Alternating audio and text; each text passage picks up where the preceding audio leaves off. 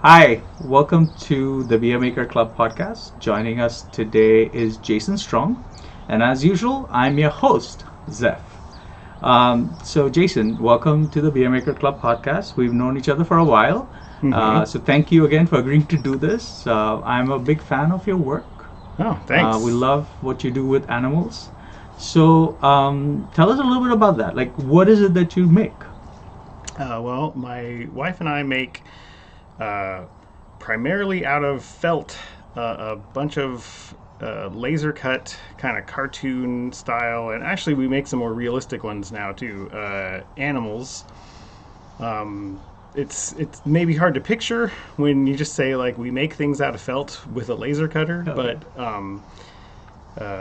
we actually started without any complicated tools, making sewing and scissors stuff until the scissors hurt. But tell us, tell us a story. Like, how did the whole idea come about? I know you have a love for animals, so maybe tell us a little bit about that. Yeah, when it started because of my wife, and it started. We both. Well, I met her going to school for animation. Okay. And so we were both studying to be animators, and we both liked cartoons a lot. And as after school, was very hard to get into animation in any way. It was kind of a bad time to be getting into it, and we were looking for other things to try and do, and we came up with these characters. Animal kind of cartoon character designs that we were making, and tried to figure out ways to make them into something. So, they're all animals because we have both been very interested in animals, so much so that we got married at a zoo. Wow. I think that's incredible. We we had a dinosaur-themed wedding, so we had extinct animals theme at a zoo, and it was a pretty great experience because you could get them to basically come and do a whole animal demonstration at your reception. So there was a cheetah there, and Oh wow. yeah, What, like a live? like a come and pet the cheetah. There was a cheetah, a rock hyrax, and this, I can't remember what type of owl. I think it was. Yeah, I can't remember. It was one really big owl, and the hyrax is a little tusked furred thing that's like, I don't know, a couple of feet long. Okay, I appreciate you describing that, but I'm still stuck on the cheetah a little bit. This is a real, like, a live, not a stuffed cheetah. The San Diego Zoo has cheetahs and a couple of wolves that they have raised, and they raised them along with a helper dog. So they've brought them up with a domesticated dog that helps them to like because they grew up with it, they take cues from the dog and they understand, oh, the dog is calm, this is a calm situation. Because the main thing to have animals around people is have them not get freaked out and decide that they need to run or fight. Right. And so they have a program they call Animal Ambassadors, and they have raised these wild animals up with dogs to be able to bring them to do things like we're going to take the cheetah to a school, and we started making stuff for the wedding. Like I made the arch is two giant wooden dinosaur skeletons that I had to cut with a jigsaw, so it took a long time out of plywood. We've both always, been artists and made things and stuff. And so coming up with these animal characters and trying to do stuff with them, especially when at the time Danielle was out of work, she was working on this stuff. And trying to figure out like how to sell things online, and she does more of the like online shop and marketing stuff than I do. Okay. So like an Etsy shop, is that what Yeah, the we original started idea with was? an Yeah. Etsy shop, and we now have like our own page that is this shop backend is Shopify, which is pretty easy to Yeah. get into. Yeah. So you can have your own shop pretty easily now. But we also found some like art fairs, and there's different like street fairs, and sometimes they're not very like art focused, where it's like there's a street fair, they put up booths, they do it like every month, and mostly it's maybe foods and sometimes it's like a farmer's market thing, but there's Okay. other stuff there, and those are we tried doing some of those, and we found a few like art focused like fairs that people do. There's How did you guys come up with the idea though? Like, because I know you like animals, but why laser cutting? I mean, you could have chosen, I guess, other forms. with these we started with these illustrations, so we have flat cartoon characters, and then we came up with like, well, we can take the shapes we made for them and print out templates, and we can cut them out of felt sheets, and we sewed together. The first thing we started making were ornaments, because when we started coming up with like what are we going to sell, it was near the holidays, so we're like, Gotcha, we'll yeah, make ornaments. yeah. Okay. And we make other sort of like wall hangings, and other art that we can just whatever the heck we think of, Right, right. now. But we got into the laser cutting because like cutting every single thing out with scissors was very hard.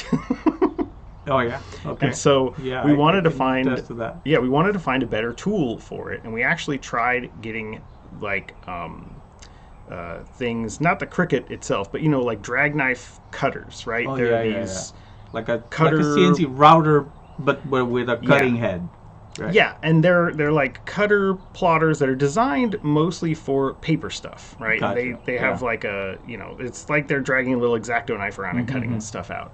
And we looked for ones and tried to find ones that were able to cut fabric, but they were never very good at felt. We couldn't successfully get one and to work for us.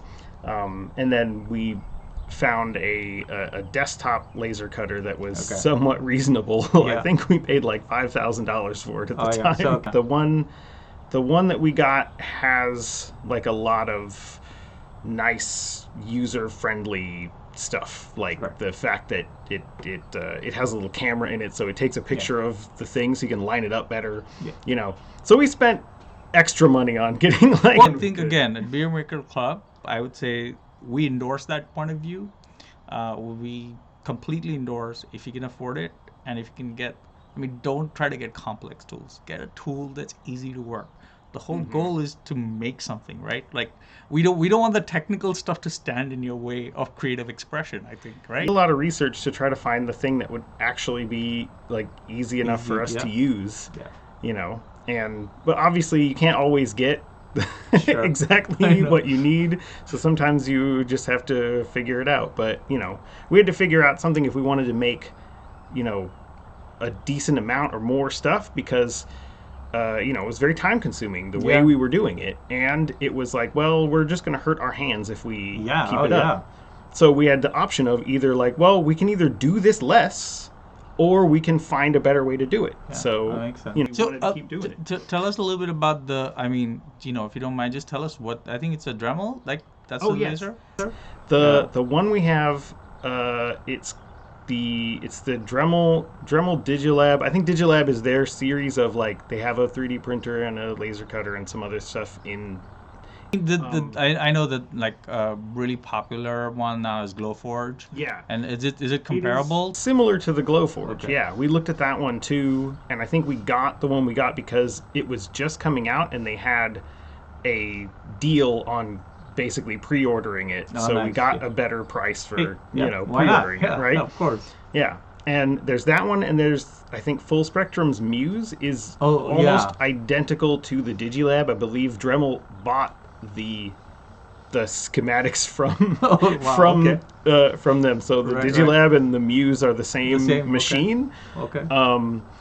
But yeah, that one and Glowforge, They're easier to use desktop things. I think that the big difference in Glowforge is that their software is like cloud based, so it has to be on Always connected to the connected internet, to their thing to work. I don't know if they have something where if you don't have a connection, there's some stuff you can do, or No, I'm not sure. I mean, I have the Glowforge now, and yeah, it does need It it. needs You to be can run connected it all like times. once you sort of connect, you can run it. So as long as the browser has the in the cache, I think. I do need to dive a little bit deeper into that, but we've never used it without the internet so far. So yeah. So then, yeah, the definitely the good thing about the Digilab or the Muse is that you don't have to be connected to the service to use it. But so we came up with a bunch of new. Once we had the new tool, we were like, well, we need something so we don't have to use scissors. Right, And of course. then once we had a new tool, it wasn't just like, great, it's a replacement for scissors. It was like, there's so many more new things we can do now. Because, now I could design shapes that were really like impossible, not impossible, but like would be huge time-consuming pain to try to cut out. Little inset shapes that, are complicated. Sure. So all of our designs Yeah. immediately got more complicated, and we basically redesigned every character we had into like level 2 version of them that was laser cut version that was more detailed, and we like redesigned everything. The one thing I'm picking up from what you're saying is that it didn't sound like that was a challenge or something you were not happy with. It sounds like you were actually quite excited about doing more complicated stuff. Yeah, as soon as we had the ability to, we were like, well, now we have to make things better, we have to make more stuff. Okay. And yeah, so once you have access to a tool that makes things easier, you just want to make more stuff. Yeah. So tell me a little bit more about because I've tried to work with felt, and felt is almost fabric-like. I know that usually felt is, from what I remember from my clothing days, felt is a bunch of wool that's been agitated with hot water and soap. That's the homemade way of doing it, and I'm sure there's an industrial process. Yeah. But tell us a little bit more. Does it come in different thicknesses? Is it always wool? What is it like to cut? Because the laser, in my mind, fabric is it can catch fire, basically. Yeah. Right, and you're cutting it with something that can ignite it. So, like, tell us a little bit about that. Like, how does that work? What kind of felt do you use?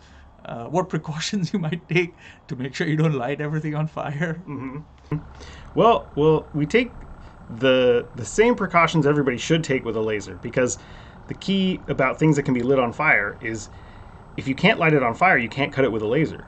Because it has to be combustible for the laser to cut through it, right? So it's actually being lit on fire is how it's being cut. So, you're firing a laser and heating up one tiny point like extremely fast, and so that burns, but then you also have a little air pump that's just blowing the fire out basically constantly the whole way through. Okay. So you just have this smoking line that you're cutting through stuff. Right. And different things burn a different amount, so you have to be more careful with things like when you're cutting lighter weight things, thin paper and stuff like that. Yeah. Like if you get the settings wrong and you slow the laser down too much, or you Right. put too much heat on it, you'll just catch fire and the whole paper will go up. Felt is pretty easy for the laser because it doesn't like to run away. It doesn't, not like a thin paper. It's not going to catch and just like inflame itself. Yeah.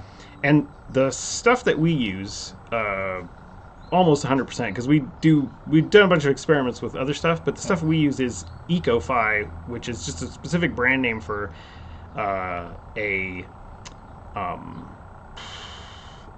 what's the word?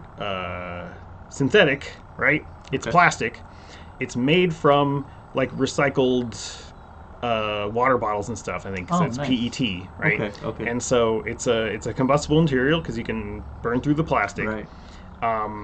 And you can get a lot of different thicknesses of it. But when you get really thick, like there's multiple. There's like acrylic and other types of plastic that are felt. So they're fibers. They're, like you said, they're agitated in a process where they become matted together. So as opposed to knit or weave fabrics, even though felt is considered a fabric, it isn't ordered in any way. It's a bunch of fibers that are just held together. Yeah, randomly mixed Yeah. together. And so, Think dryer lint. yeah, Yeah, exactly.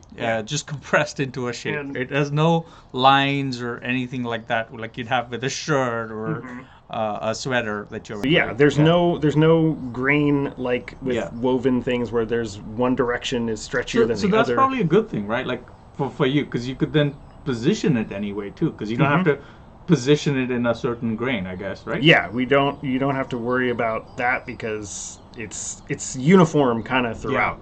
It's a uniform mess, right?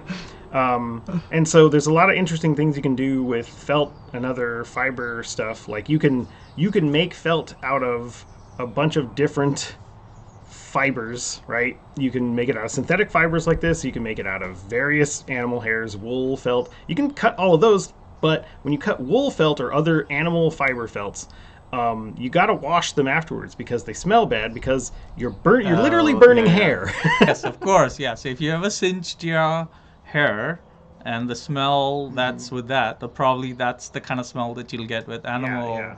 And so you have Gotcha. kind of a So slightly is this brown something you've edge. tried? Like, have you tried making felt?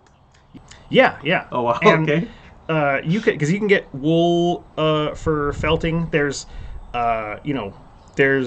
there's making felt where you're just kind of rubbing together the pile and like flattening it out to make a sheet like this.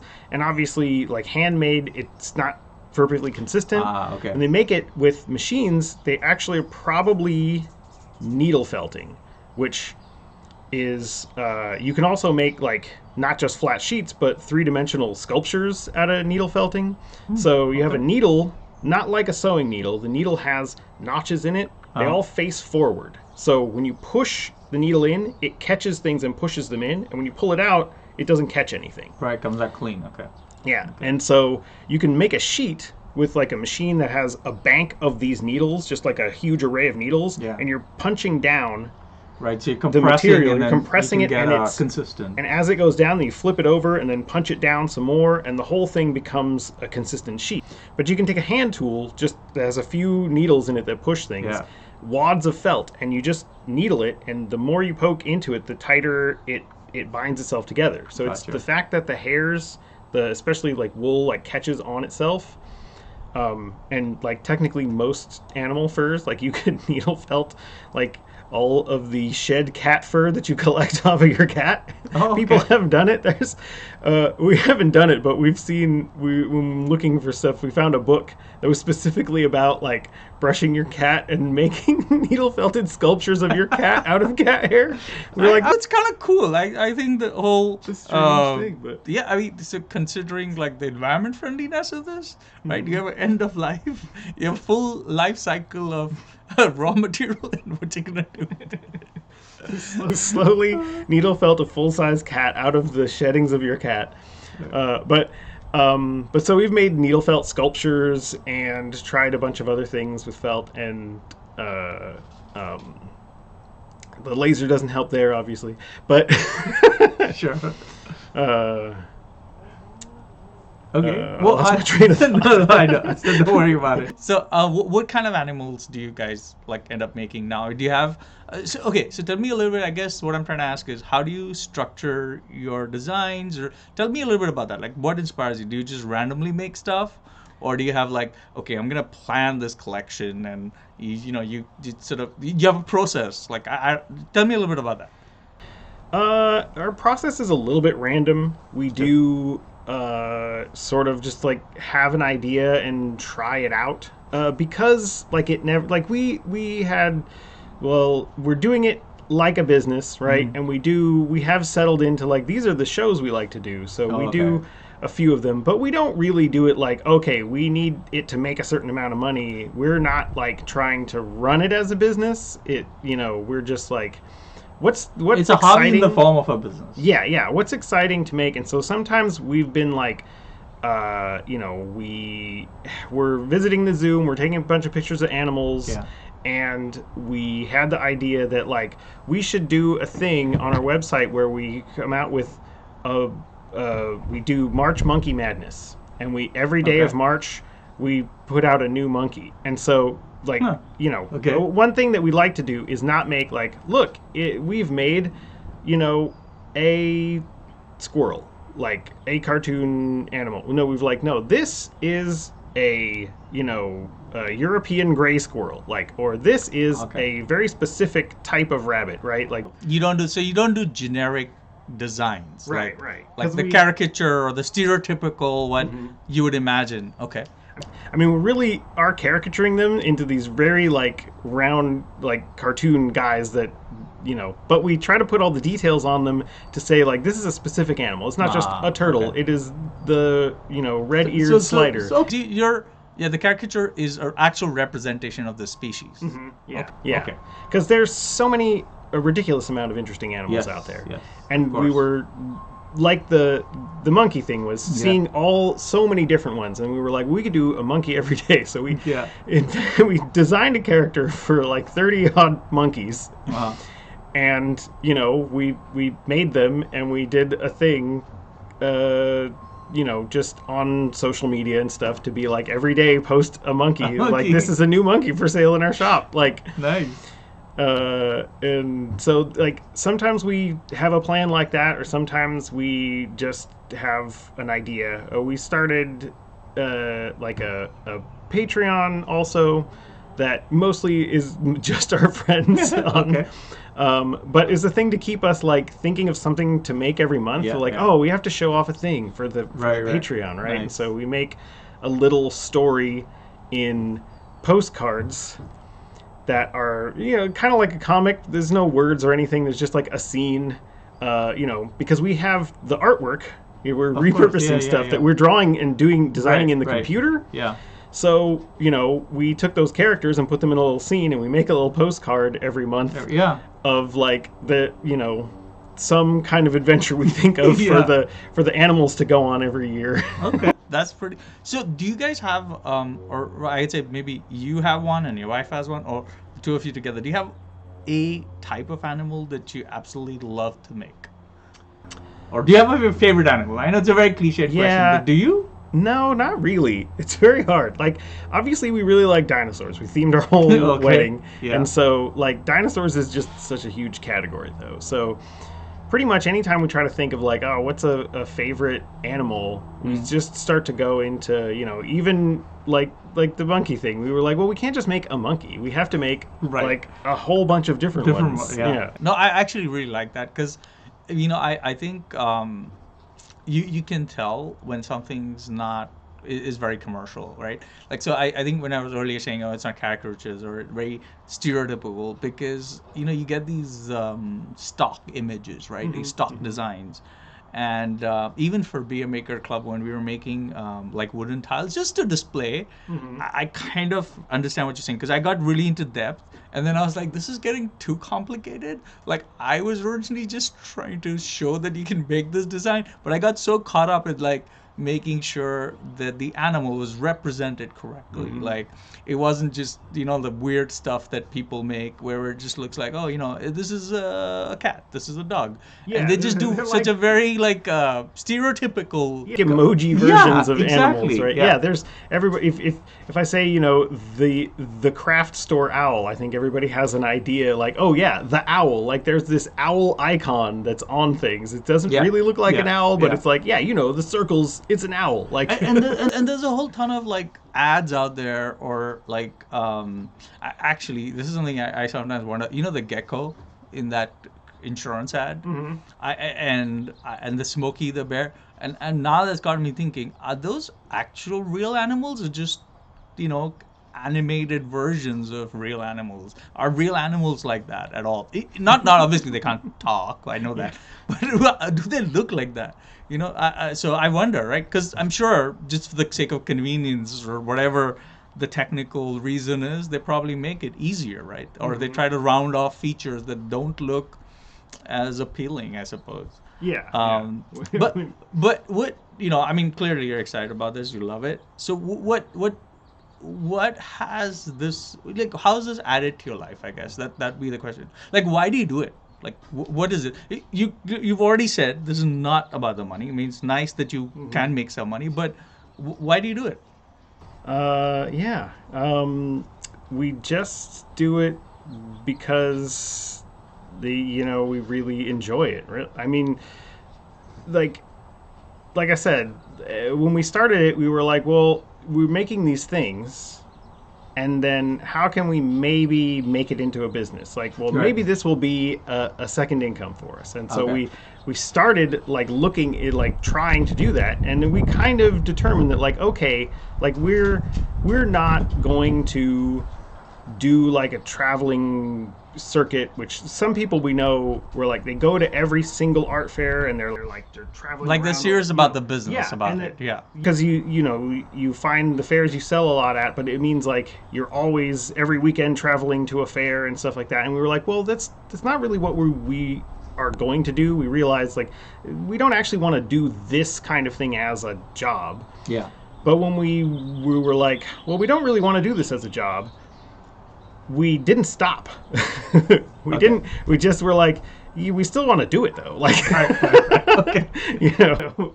But okay, okay. So I guess I'm gonna push this question a little bit more, because part of the reason, and part of the reason I want to do that is I know it's fun. Like I mean, I like making Yeah. stuff, right?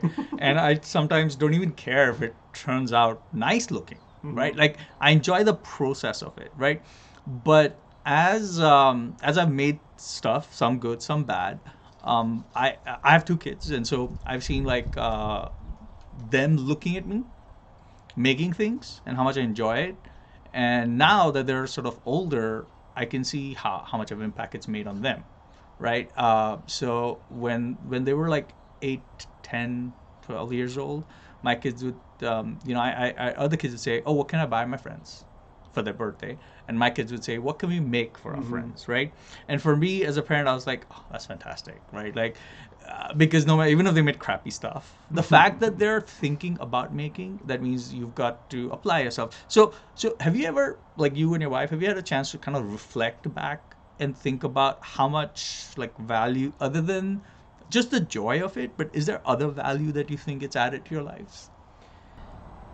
Yeah, I think so. It's hard to hard to put into words, right? Okay. Because like you can always say that like you yeah, can this emote is it. You can emote yeah, it. you can say that this is a fun thing that we enjoy, but it's also it's a thing that we create together as a team. So for us, it's Okay. like when we have a day that we're like we're not working, we're not doing other things, like we go, oh hey, that means that we could sit down and make this stuff. And sometimes I mean, usually when we just sit down to make things, it's because we have already come up with a plan, like we already talked about it. So it's like our we know that in a couple of months is the Jackalope Art Fair, right? Right, and right. so we should probably have at least this many guys. So we Gotcha. sit down and we're like, oh, we're gonna have a